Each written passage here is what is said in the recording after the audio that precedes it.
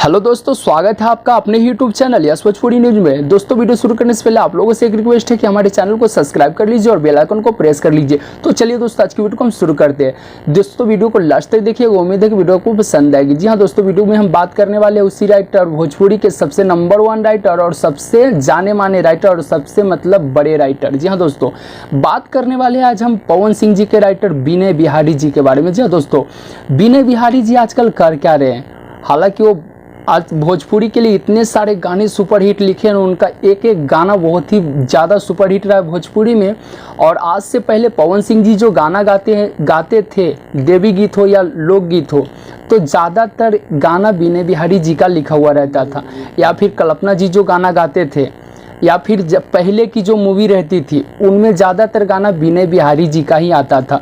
दोस्तों, आप लोग को बता दूं कि विनय बिहारी जी जो गाना लिखते थे उनका कोई जवाब हुआ नहीं करता था। उस टाइम में भोजपुरी का सबसे ज़्यादा गाना हिट होता था तो विनय बिहारी जी का लिखा हुआ हिट होता था। और भी सिंगर गाते थे, पवन सिंह जी गाते थे, तो पवन सिंह जी का तो हालांकि भोजपुरी में जो सिंगिंग करते थे तो उनका शुरू से लेवल कुछ अलग रहा है और कुछ बड़ा सिंगिंग उनका रहा है। तो भोजपुरी के सबसे पहले मतलब जब वो सिंगर बने तो सबसे ज़्यादा गाना विनय बिहारी जी का गाते थे, क्योंकि नंबर 1 राइटर थे और नंबर 1 सिंगर उस टाइम पवन सिंह जी बहुत अच्छे खासे आवाज़ से बन चुके थे, सुरीली आवाज़ से।